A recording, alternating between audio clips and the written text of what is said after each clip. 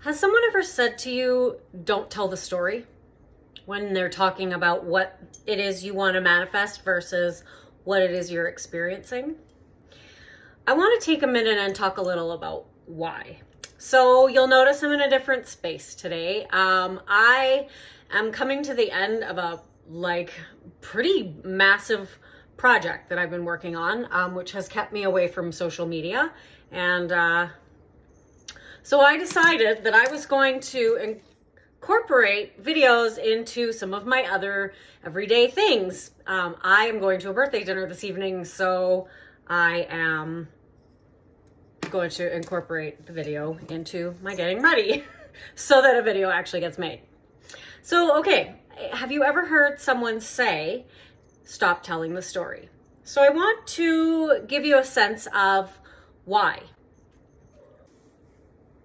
Well, the reason they say this is a couple things. First, we often tell the story and we are looking for someone to commiserate with us, really. Like, to really validate the challenge that we're experiencing. And there is definitely a place for that. Every emotion should be felt. There's a misconception that your everyday emotions are what stop you from creating, but that's actually not the case. Does the story that you're telling propel you towards what it is, or does the story you're telling just reinforce more of what you're already experiencing in your life? Because your life experience and the trajectory that it takes, you're either going to continue creating your past into your future, or you're going to create something different. And that's done by completely letting go of what's in the past and focusing on what it is that you're creating in the future. And that does not mean not feeling your feelings. Definitely feel those, but give yourself a period of time in which you're going to feel them, and then you're going to recognize that has already happened. I am creating in the future. I am not fixated on the past. And then let it go. And that'll probably take some practice. But you will find that the more you practice that, the more you practice focusing on feeling the feelings and then looking towards now what, the less you're going to be dragging your past into your future. But when you're telling that story, I want you to consider this. Every thought is a vibration. You can tell because it creates another vibration in your body. Emotions, feelings. Now, a thought without a feeling doesn't get very far. But when you have, it's really the feelings that drive the reality that you experience. Now, if you're telling a story and it creates a negative vibration within you, so you're now transmitting the vibration of that thought through your mouth. So that's another vibration, is the sound of your voice. We are energetic and vibrational beings.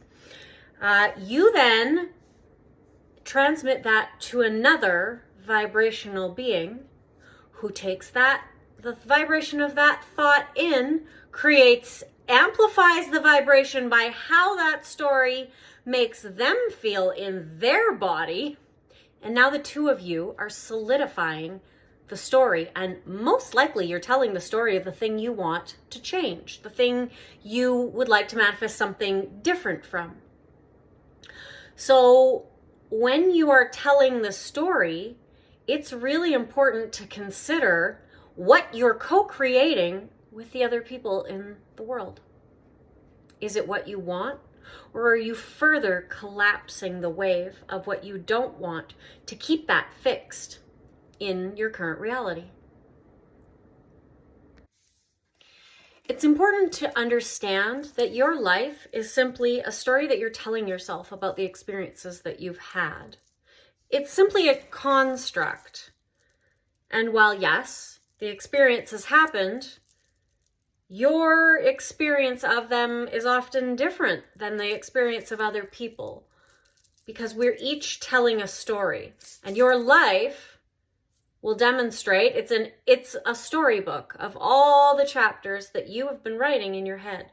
So it's important when you're telling the story and you're co-creating with other people, you recognize that your very identity, your unconscious, deepest identity, is not only created by the stories, but the stories you tell really reflect that identity.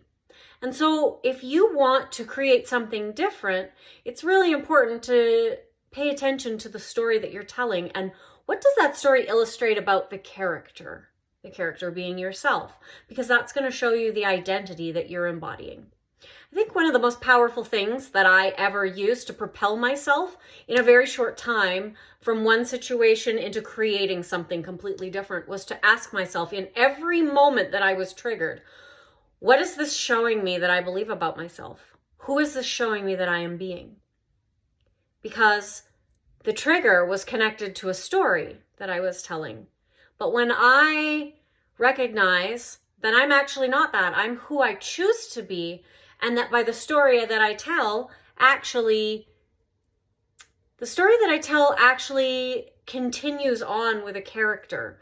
And so that character can either develop and build, or that character lives a pretty consistent life. And we tend to repeat things the same again and again and again and again until we change the way that we see ourselves at a deeper level. So until next time, live like you can't fail.